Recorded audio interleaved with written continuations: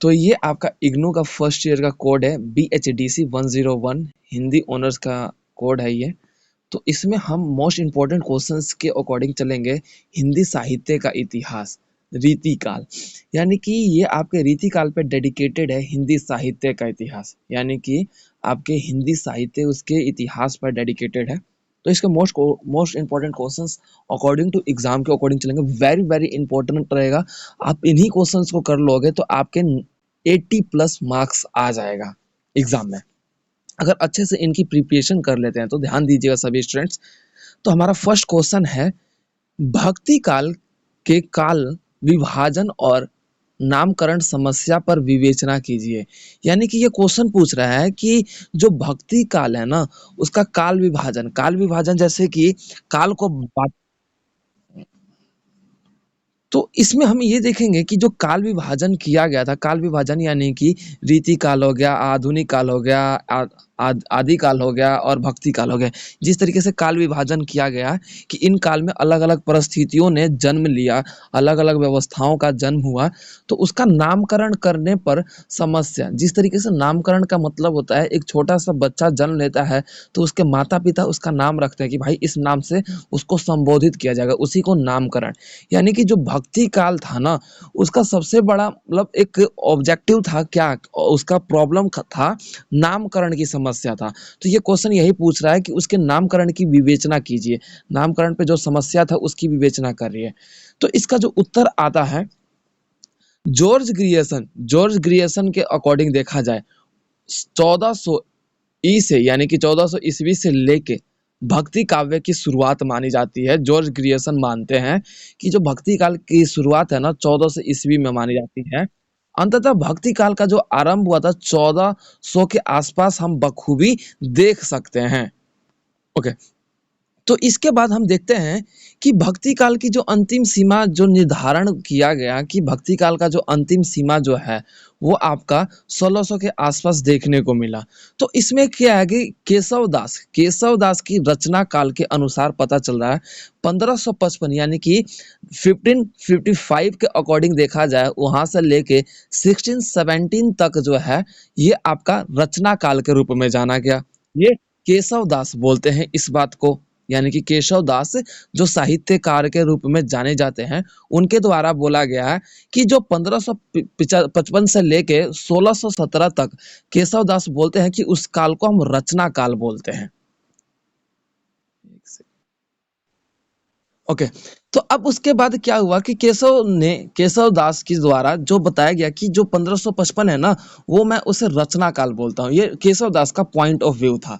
तो उसके बाद इन्होंने केशव ने बताया कि भक्ति काल के आते ही लेकिन जो रचना का जो शैली है वो धीरे धीरे बढ़ता गया। रचना का मतलब क्या है? रचना यानी कि जो साहित्य कला में जो रचना होने लगा ना, धीरे धीरे विख्यात रूप में बढ़ने लगा और धीरे धीरे भक्ति और प्रेम का जो प्रचंड अवस्था है, जो प्रेम है वो धीरे धीरे श्रृंगारिक रूप में बदलता गया। देखो, प्रेम का मतलब होता है श्रृंगार का, वहां पे स्वरूप बहुत अच्छे से दिखेगा, जिसे हम इंग्लिश में रोमांटिज्म बोला जाता है। रोमांटिज्म बोला जाता है इंग्लिश में श्रृंगार रस को। ठीक है, तो इस रूप में हमें यह देखने को मिला कि भक्ति काल का जो विभाजन किया गया, जो पूर्ण रूप से रीति काल, रचना काल के रूप में देखने को मिला। रचना काल इस कदर से मिला कि एक भक्त अपने भक्ति के माध्यम से अपने ईश्वर की किस तरीके से आराधना करता है, उसको दिखाते हुए उसकी रचना को ही यहाँ पे केशव दास के द्वारा रचनाकार को बोला गया। क्यों? क्योंकि फॉर एग्जाम्पल मान लो कि भाई मीराबाई थी, तुलसीदास थे, सूरदास थे, ये जितने भी कवि हुए भाई, इन्हें भक्ति काल के कवि या फिर कवित्री माना जाता है ना। ठीक है, तो इन्होंने अपने ईश्वर के प्रति आराधना किया, उन्होंने साहित्य कला में लिखना शुरू किया, तो उसी को तो रचना बोले जाएंगे। इसीलिए केशव ने इस काल को रचनाकार के रूप में भी जाना गया। ठीक है, अब उस रूप में देखने को मिला भक्ति काल का जो नामकरण की संबंध जो कोई विवाद नहीं मिला। इन्होंने इनके अनुसार बोला जाए कि रचनाकार को हम बोल रहे हैं तो वो विवाद नहीं है। इसका जो नामकरण की स्थिति है अलग अलग स्थितियों में परिवर्तनशील रहा है। एक भक्त अपने भक्त की आराधना यानी कि एक ईश्वर की आराधना कर रहा है, तो इसलिए भक्ति काल कहा गया। ठीक है? आराधना करते समय उसको उसने अपने लेखन क्रिया के माध्यम से लिखना शुरू किया, तो भाई वो रचना कर रहा है, तो वो रचना काल भी कहला गया, ठीक है? तो इसी रूप में, इसी तर्क संगत के रूप में भक्ति काव्य को धार्मिक, आध्यात्मिक और बोल सकते हो कि भक्ति काव्य की एक ऐसी श्रृंखला देखी जाती है जिसके अंतर्गत पूरे जीवन एक भक्त अपने ईश्वर की आराधना करते हुए अपने आप को समर्पण कर देता है, अपना समर्पण कर देता है, ठीक है? काल विभाजन की अगर बात की जाए, इसमें सबसे बड़ा समस्या यही आया कि जिस तरीके से कृष्ण भक्ति आया, राम भक्ति आया, या फिर बोल सकते हैं कि श्री कृष्ण की प्रेमिका के रूप में आपको मीरा को देखा गया, या फिर बोल सकते हैं कि राधा को मीरा ने जिस तरीके से मतलब श्री कृष्ण के बोल सकते हो कि जो आपके श्रृंगार रस के रूप में जिस तरीके से उन्होंने रास लीला रचाया गोपियों के साथ, तो इन सभी का वर्णन हमें भक्ति काल के रूप में बखूबी देखने को मिला कि किस तरीके से एक भक्त अपने ईश्वर की मनोरम दशाओं का भी वर्णन कर रहा था। अब देख सकते हैं भक्ति काल में बोल सकते हैं कि जिस तरीके से रामचरितमानस का रचना करते हुए तुलसीदास के द्वारा अपना बताया गया कि राम जो है उनके जन्म से लेके उनके अंतिम वर्ष की व्यवस्था के रूप में उनका पूरा पूरा उनका जीवन अपने लेखन माध्यम से समर्पण किया है, ठीक है? तो इसी रूप में एक भक्त जो है अपने ईश्वर की जो मतलब एक मनोरम दृश्य से लेके उसका जो क्रोधात्मक दृश्य है उसका भी वर्णन बखूबी किया गया है। तो इसी को देखते हुए एक भक्त जो है अपने भक्ति ईश्वर की तरफ कर रहा है, तो उसे भक्ति काल के रूप में जाना गया, ठीक है? और उसका नामकरण किस रूप में रखा गया? केशव दास के द्वारा ये बोला गया कि जो भक्ति काल है हम उसे रचना काल के रूप में भी जानते हैं। क्यों? क्योंकि यहाँ पे अलग अलग जो भक्त है ना अपने ईश्वर के प्रति अपने रचना के माध्यम से उन्हें अपना प्रेम समर्पण किया है, या फिर प्रेम को दिखाने का प्रयास किया गया है अपने रचनाओं के माध्यम से। इसीलिए हम इस काल को रचना काल के नाम से भी जानते हैं। क्लियर हो गया सभी स्टूडेंट्स? ठीक है, तो अब हम बात कर लेते हैं मोस्ट इंपॉर्टेंट क्वेश्चन के अकॉर्डिंग नेक्स्ट क्वेश्चन। तो हमारा नेक्स्ट क्वेश्चन है आदिकाल साहित्य की पृष्ठभूमि, आदिकाल साहित्य की पृष्ठभूमि में राजनीतिक और सामाजिक आर्थिक परिस्थितियों पर चर्चा कीजिए। यानी कि देखो आपके आदिकाल जो है उसमें आपके मतलब कुछ पृष्ठभूमि होते हैं। पृष्ठभूमि यानी कि बोल सकते हो कुछ परिस्थिति, कुछ बोल सकते हैं टाइम पीरियड जिसे बोल सकते हैं। तो आदिकाल साहित्यिक रचनाओं के ऐतिहासिक में देखा जाए, जो साहित्यिक रचना के ऐतिहासिक स्वरूप में देखा जाए, तो आदिकाल का जो शुरुआत है बहुत जटिलता पूर्वक माना जाता है, ठीक है? जिसमें समाज के भीतर जितनी भी गतिविधियों की व्यवस्था है उनका स्वरूप का वर्णन या फिर उजागर समाज के रूप में किया गया है। इस आदिकाल के रूप में अगर हम देखा जाए तो समाज के अलग अलग संस्थाओं का भी महत्वपूर्ण योगदान है, और इनके संस्थाओं का अपना अपना काम, अपना अपना श्रेय और अपना अपना जटिलता का भी महत्वपूर्ण व्यवस्थाओं का स्वरूप देखने को मिलता है। आदिकाल के रूप में अगर बात की जाए तो हम सीधी सीधी बात बोले तो यहाँ पे हमें अनिवार्य जानकारी ये मिलती है कि आर्थिक समाज और हमारे समाज में रह रहे व्यवस्थाओं का स्वरूप है, उसका जो विकास है, उनके जटिलताओं का वर्णन आदिकाल के रूप में किया गया या फिर आदिकाल साहित्य के रूप में किया गया है, जिसके अंतर्गत यहाँ पे राजनीतिक, सामाजिक और आर्थिक परिस्थितियों का चर्चा आदिकाल में महत्वपूर्ण रूप से किया जाता है। अगर हम बात कर लेते हैं राजनीतिक पृष्ठभूमि की, तो पहले हम पृष्ठभूमि की शब्दों को समझते हैं।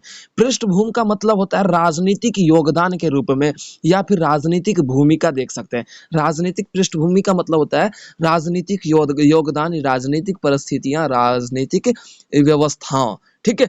तो हम राजनीतिक पृष्ठभूमि की बात की जाए तो हिंदी साहित्य की जो भाषा है, उसका जो भाव है, उन दोनों का दृष्टि स्वरूप हम देखते हैं कि हमारी राजनीति व्यवस्था का भी असंतुलित रूप जो है धीरे धीरे बढ़ता गया।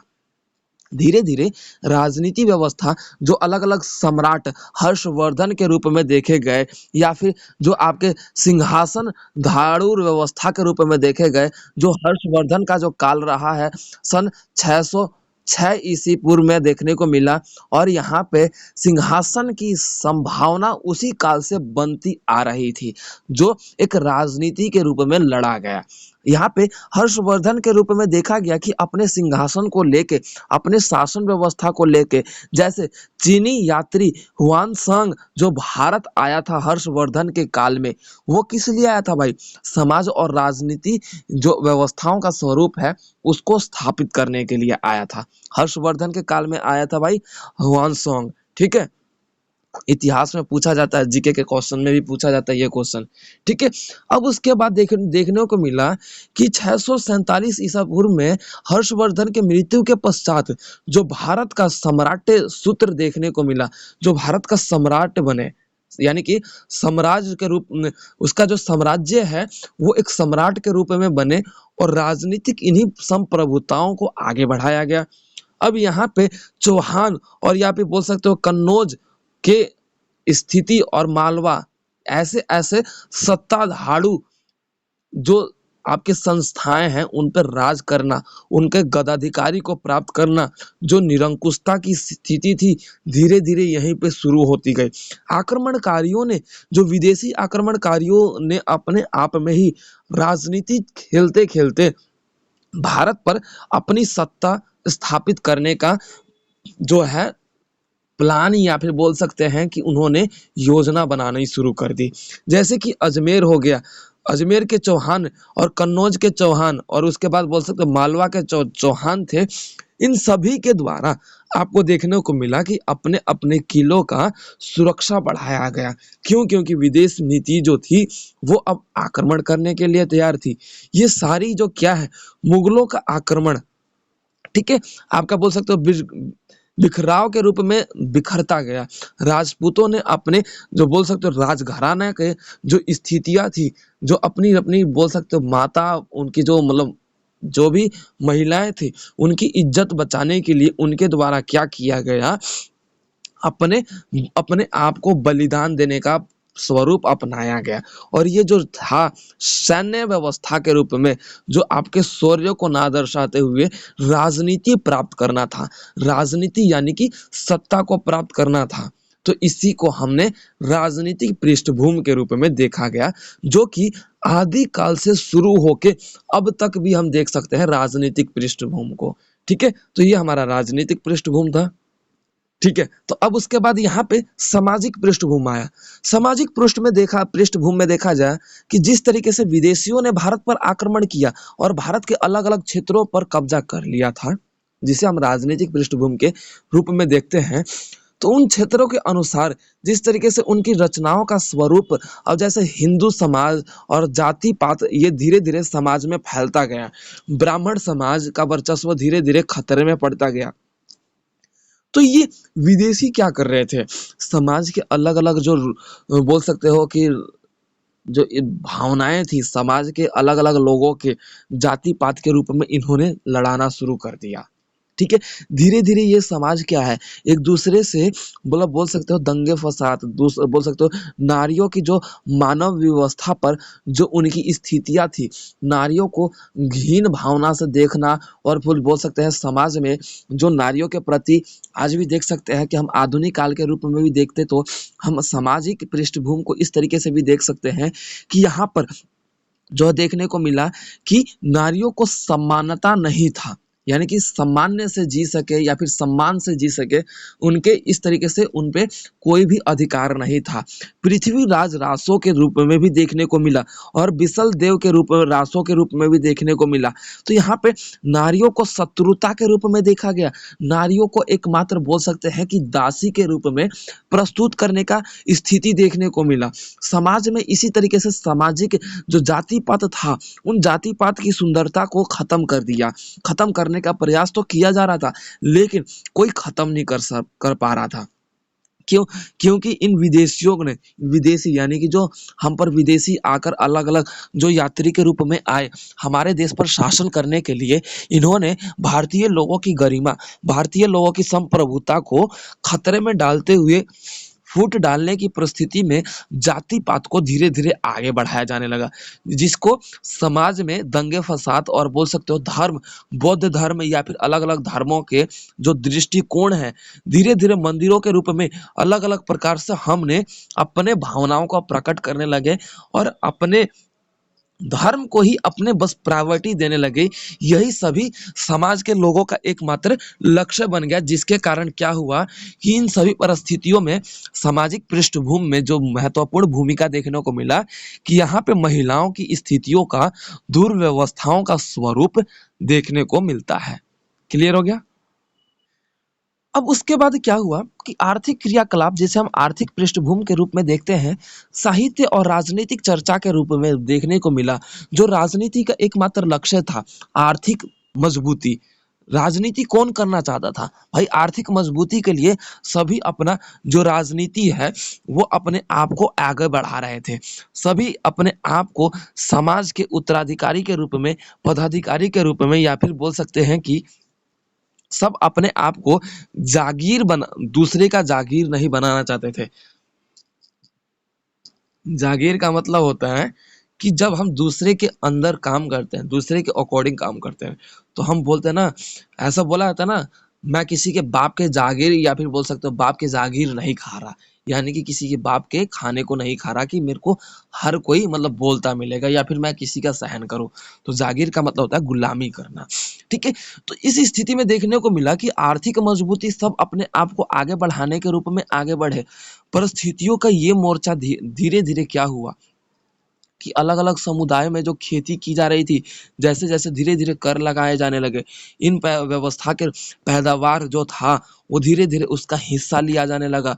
लगभग 50% जो है, इनके जो आर्थिक मजबूती को कमज़ोर करने के लिए जो सत्ताधूर व्यवस्था थी, जो राजनीति थी, वो चलती आ रही थी। और इसी रूप में देखते हुए जो किसानों पे कर लगाया जा रहा था, जिसके तहत किसान अत्यधिक गरीब से गरीब बनते गए, और जो आपके बोल सकते हैं जो सत्ता में राजनीति चलाने वाले लोग थे, उनकी राजनीति धीरे-धीरे भली-भांति आगे बढ़ने लगी। और यही कारण था कि राजनीति व्यवस्थाओं में आर्थिक पृष्ठभूमि को इस रूप में देखने को मिला। अपने आर्थिक मजबूती के कारण लोगों पर अत्याचार भी किए गए। ठीक है? तो ये था हमारा क्वेश्चन सेकंड, जो कि अब कंप्लीट होता है। क्वेश्चन है हमारा, नेक्स्ट क्वेश्चन है, थोड़ा ध्यान दीजिएगा, गौर कीजिए। भक्ति आंदोलन में प्रमुख संत कवि कौन-कौन से थे तथा उनका इस आंदोलन में क्या योगदान था? हमारा क्वेश्चन है, भक्ति आंदोलन में प्रमुख कवि कौन-कौन से थे तथा उनका इस आंदोलन में क्या-क्या योगदान था? ठीक है? तो भक्ति आंदोलन, जिसे एक भक्ति के रूप में एक ईश्वर की आराधना करते हुए एक भक्त जो है उसको दिखाने का प्रयास किया गया। इन आंदोलन में जो महत्वपूर्ण रूप से अपने आप को आगे देखने को मिला, और इस आंदोलन के कारण जो है, जो ईश्वर की आराधना करते हुए एक भक्त अपने आप को ईश्वर के प्रति समर्पण करने का प्रयास करते हुए समाज के रूप में एक उदाहरण बनते हुआ आया। जैसे कि हम पहले बात कर लेते हैं नामदेव। नामदेव, इनका जन्म है 1329 के आस में सतारा के नरसी वनमिक, यानी कि बोल सकते हैं बहमनी गांव में माना जाता है। ठीक है। जो कि आपके बोल सकते हैं पैतृक व्यवस्था के रूप में, जो आपका पैतृक व्यवस्था थी, जिसके रूप में हम ये देखते हैं कि इनका जो पैतृक यानी कि पिता के रूप में जो व्यवस्था थी, वो बचपन से ही बोल सकते हैं कि मतलब असहयोगी, या फिर बोल सकते हैं कि पिता का जो प्यार इन्हें नहीं मिल पाया। ऐसा नहीं कि पिता इनसे नहीं करते थे, मतलब बचपन में ही ऐसा माना जाता है कि इनके पिता का जो आशीर्वाद है इनके छत्र छाया से पिता की मृत्यु के बाद मतलब दूर हो गया। तो इन्होंने संत विसोबा के खेचर में गुरु इन्हें माना गया। संत विसोबा खेचर इनके गुरु थे, जिन्होंने प्रसिद्ध संत ज्ञानेश्वर के प्रति अपनी आराधना करते हुए, निष्ठा करते हुए मराठी में रचना यानी कि चरित्र अनुभवों के रूप में इन्होंने अपने आप को आगे बढ़ाया अपने गुरु के सहारे। और इनके गुरु का नाम क्या था? संत विसोबा खेचर इनके गुरु थे। मराठी में रचना करते करते इन्होंने अपने आप को आगे बढ़ाया। अब उसके बाद यहाँ पे संत नामदेव छिपा दर्जी थे, यानी कि मतलब बोल सकते हो राम नामदेव के जो मतलब बोल सकते हैं कि मतलब एक दर्जी के रूप में थे, जो कि गज, कैंची और सुई के धागे के माध्यम से अपनी भक्ति रहस्य उद्घाटित करते थे। यानी कि अपने जो मतलब कला के माध्यम से यानी कि दर्जी होने के कारण इन्होंने सुई धागे और बोल सकते हैं कि कैंची के माध्यम से उसे कपड़ों के सहारे ही अपने ईश्वर की आराधना, लाइक दैट आपने कई बार देखा होगा कि हम जो है कृष्ण को मतलब पालते हैं, बहुत से लोग होते हैं श्री कृष्ण भगवान की मतलब बचपन के मतलब वो ला के मूर्ति लेके उन्हें बिल्कुल ही जैसे श्री कृष्ण का पालन पोषण किया जाता है ना, रोज करते हैं। तो उनको कपड़ा पहनाना, उनका सब चीज करना। तो इन्होंने अपने इन्हीं कला के रूप में ईश्वर की आराधना करते हुए अपने आप को आगे बढ़ाया। सामान्य जन के रूप में देखा गया तो इनकी जो रूपक व्यवस्था थी, इन्होंने अपने आम को अपने आप को समर्पण करते हुए अपने भक्ति को भी दिखाने का प्रयास किया गया। अब बात कर लेते हैं कबीरदास। कबीरदास सेकंड बोल सकते हैं कि कवि रह चुके हैं भक्ति काल के रूप में देखा जाए तो ये भी प्रमुख माने जाते हैं। कबीरदास का नाम लेखा लिया जाए तो इन्हें बोल सकते हैं कि भक्ति काल के प्रमुख कवियों के रूप में जाना जाता है। तो कि जन्म काल के रूप में इन्होंने जीवन मरण तथा जीवन के प्रसिद्ध घटनाओं का भी विवरण बहुत अच्छे से देखने को मिलता है। अगर इनके जन्म श्रुति के रूप में देखा जाए तो इनका जन्म है काशी की एक विधवा ब्राह्मणी घर में हुआ था। ब्राह्मणी घर में हुआ था जिसके कारण मतलब इनके ब्राह्मणी घर परिवार में हुआ था, लेकिन वो विधवा थी। विधवा होने के कारण इनका बोल सकते हैं कि लोभ भय के ये बोल सकते हैं कि ताल में जो बोल सकते हैं कि सीधी-सीधी बात है कि विधवा होने के कारण इनकी माता ने मतलब समाज में उस समय क्या चल रहा था भाई, अब विधवा की बच्चे कैसी होगी? इस तरीके से कटाक्ष ना करें, इसीलिए उन्होंने क्या किया, समुद्र मतलब बोल सकते हैं कि नदी किनारे बोल सकते हैं कि एक तालाब के किनारे इन्होंने अपने पुत्र का त्याग कर दिया। यानी कि ब्राह्मण परिवार में इनका जन्म हुआ था, ठीक है?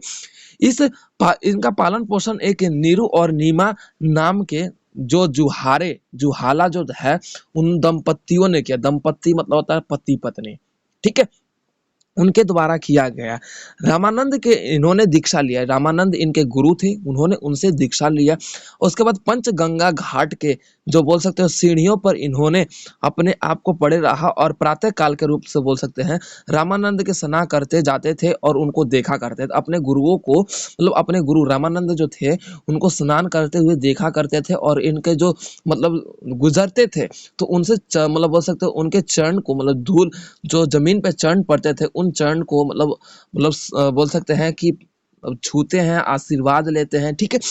तो इस रूप में देखा गया कि रामानंद के चरण को इन्होंने कबीर ने जो बोल सकते हो कि राम राम के चरण को महसूस करने का प्रयास किया था। कबीर आगे चलकर एक बोल सकते हो मंत्र मानुष सत्य के रूप में जाने गए और उन्होंने वैष्णव व्यवस्था के वैषम्य व्यवस्था को अपनाने का प्रयास किया। कबीर ने मसीह गादर नहीं छुआ इसके रूप में यानी पंक्ति लिखा कादर नहीं छुआ, ठीक है? आत्मा चिंतन और लोक समान स्थापना के रूप में इन्होंने अपने आप को न्यौछावर किया, ठीक है?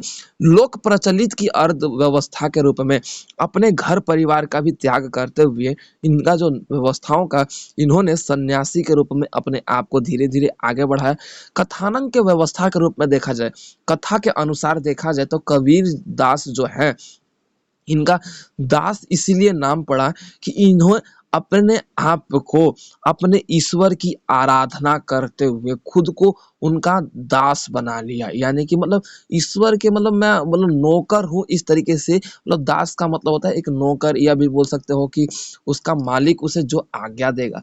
तो इन्होंने अपने आप को देवभूमि के रूप में अपने आप को समर्पण करते हुए अपने अंधविश्वास व्यवस्था को छोड़ते हुए हर एक जो बोल सकते हैं कि शारीरिक क्रिया या फिर जो बोल सकते हो पारिवारिक संबंध था उनका अंतिम समय में से पहले त्याग करते हुए इन्होंने अर्थव्यवस्था के रूप में अर्थव्यवस्था यानी कि अपनी जितनी भी व्यवस्था थी समाज की व्यवस्था को दूर हटा के उन सभी चिंतनों से मुक्त होके अपने आप को ही एक बोल सकते हैं विश्वसनीय और अपने प्रेम रूपी व्यवस्था को अपने ईश्वर की तरफ जोड़ना शुरू कर दिया। और काशी के रूप में इन्हें बोला जाता है कि जो कबीर दास है अपने आप में राम की भक्ति के रूप में बेहद ही महत्वपूर्ण कवियों के रूप में जाने जाते हैं, ठीक है? अब उसके बाद आ जाते हैं रैदास। ये भी भक्ति काल के महत्वपूर्ण कवियों में से एक है रैदास। ठीक है, मध्ययुगीन काल के रूप में देखा जाए तो रैदास और रविदास के रूप में जो इनका रैदास अथवा रविदास, इनका जो नाम दोनों एक ही है। रैदास का मतलब होता है रविदास। ठीक है, तो जीवन काल के तिथियों में इन्होंने जो अपने आप का जितना भी ज्ञान सर्जन किया है, सर्जन यानी कि प्राप्त किया है, उस रूप में भी अपने आप को रैदास का जो व्यवस्था है, सामाजिक व्यवस्थाओं को इन्होंने अपना कर ना चलने की व्यवस्था को साथ रखा। यानी कि समाज की लोकप्रियता, समाज के प्यार, समाज के सम्मान को ना अपनाते हुए अपने भक्त और प्रेम और अपने बोल सकते हो भगवान और दैन्य व्यवस्था के रूप में, आत्मनिवेदन के रूप में, हृदय व्यवस्था के रूप में अपने रचनाओं में संत रविदास के रूप में रामानंद के जो 12 शिष्यों में से ये 12वें शिष्य कहलाए। रामानंद जो थे, किनके गुरु थे भाई? कबीरदास के भी गुरु थे और रैदास के भी गुरु थे। रैदास रामानंद के 12वां शिष्य जाने जाते हैं। ठीक है, तो इन्होंने अपने गुरु की आराधना करते हुए धीरे धीरे ईश्वर के प्रति अपना प्यार और समर्पण करने का, व्यवस्थाओं का, और बोल सकते हैं अपने जो रामानंद गुरु थे उनके उनके रूप में इन्होंने अपना जो जीवन न्यौछावर करना और उनको समर्पण करना ही एकमात्र इन्होंने अपने जीवन में लक्ष्य बना लिया, और तब जाके इन्हें भक्ति काल के कवियों में से एक कवि माना गया। ठीक है, अब उसके बाद आ जाता है गुरु नानक देव। अब ये चौथे कवि हैं जो भक्ति काल के रूप में, जो भक्ति काल के कवियों में से चौथे जो बोल सकते हैं गुरु माने जा सकते हैं। ठीक है, तो गुरु नानक पंथ के रूप में देखा जाता है इनका। गुरु नानक का जन्म है 1526 में वैशाख मास के तृतीय, ग्राम व्यवस्था के रूप में इनका जन्म माना गया। गुरु नानक देव का जो है बचपन से ही अध्यात्मक रुचि रही है। अध्यात्मक का मतलब होता है कि अध्ययन करना, मतलब साहित्य कला का अध्ययन करना। तो बोल सकते हैं कि अलग-अलग ग्रंथ हैं, चाहे उनकी रचना करना इनकी बचपन से ही रुचि रही है। कबीरदास और बोल सकते हो प्रवर्तीय व्यवस्था के रूप में रहे हैं, तो इन्होंने गुरु नानक ने कबीरदास को भी अपना बोल सकते हैं कि सहयोगी के रूप में, या फिर बोल सकते हैं उनकी आराधना करते हुए आशावादीवार व्यवस्था रूप में, रही रास के रूप में, सोलिया सोहिला के रूप में इन्होंने अपनी रचना के माध्यम से धार्मिक विश्वास, नाम स्मरण विश्वास और परमात्मा विश्वास और विश्व प्रेम और नाम की महत्वा की स्थिति को समाज में लाने का प्रयास किया गया। और इस व्यवस्था के रूप में इन्होंने परमात्मा के प्रति प्रेम दर्शाने का प्रयास किया। और उसके बाद आपका देखने को मिला रैदास के समतुल्य व्यवस्था के रूप में इन्हें जाना गया। रैदास के समतुल्य व्यवस्था यानी कि इनकी रैदास के रूप में तुलना भी की गई है। इस व्यवस्था के रूप में विश्वास और अंधविश्वास के साहित्य पंजाबी में हैं। यानी कि जो गुरु नानक के जो जन्म या फिर उनकी स्थापना, उनके उपदेश और गुरु नानक के द्वारा दिए गए लोगों की जो सूझबूझ है और उनकी आज्ञा, तो पंजाबियों को गुरु नानक की आराधना बहुत व्यवस्था के रूप में, प्रचलित अवस्था के रूप में उन्हें पता है। तो इसी के रूप में देखा जाता है आज जो पंजाबी गुरु नानक को पूज्य व्यवस्था में देखते हैं। क्यों? क्योंकि गुरु नानक जो है अपना जो बाहरी प्रेम और अपना जो बोल सकते हो आंतरिक प्रेम, परमात्मा से प्रेम करने को उठाया और समाज को एक ऐसा दर्शन प्रस्तुत किया कि परमात्मा ही सर्वोपरि है, परमात्मा ही सबके ऊपर है, परमात्मा ही सबको बनाया है तथा उसकी आराधना करना ये हमारा एकमात्र लक्ष्य होना चाहिए। तो इसी रूप में आगे चल के गुरु नानक को भी एक भगवान और बोल सकते हो कि कवि के रूप में जाना गया। तो पंजाबियों के द्वारा देखा गया कि गुरु नानक की पूजा बोल सकते हो की जाती है। अब उसके बाद हमारा आ जाता है संत दादू दयाल।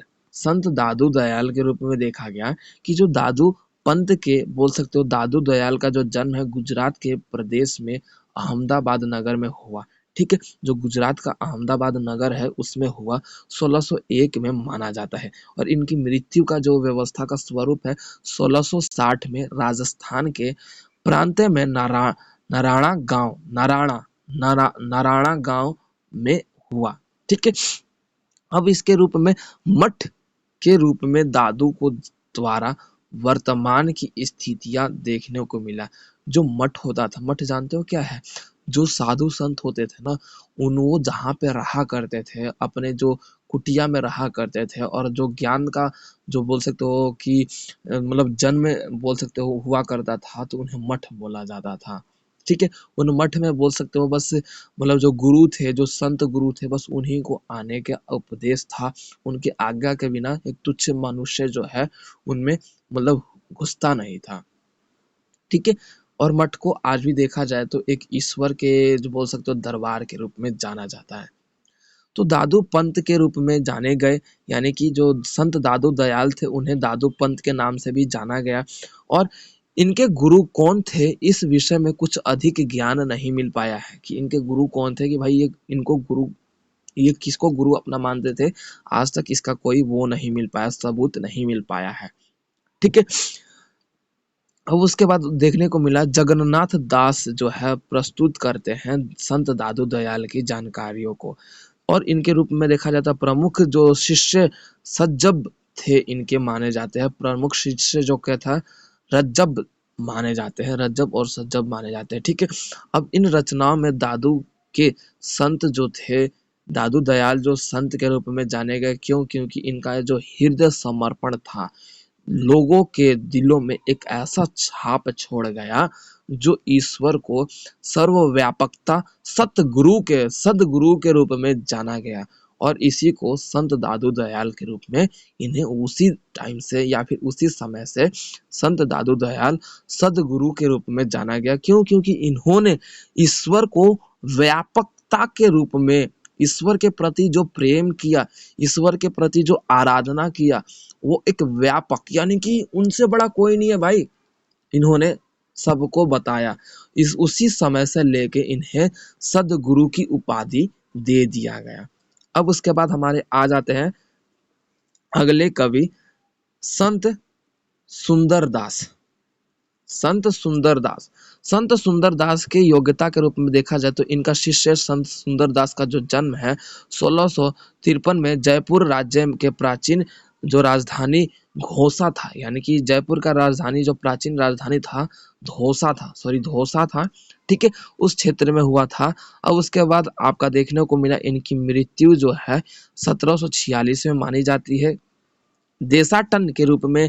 और इन्होंने बंगाल पश्चिम के घाटियों में, और बोल सकते हो कि द्वारिकाओं में, और बोल सकते हो बद्रिकाश्यम व्यवस्था में, और दक्षिण मध्य प्रदेश में भी इन्होंने अपने आप को मध्य देश के रूप में, यानी कि भारत के जो मध्य देश जितने भी है उन देशों का भ्रमण करते हुए इन्हें जाना गया। ठीक है।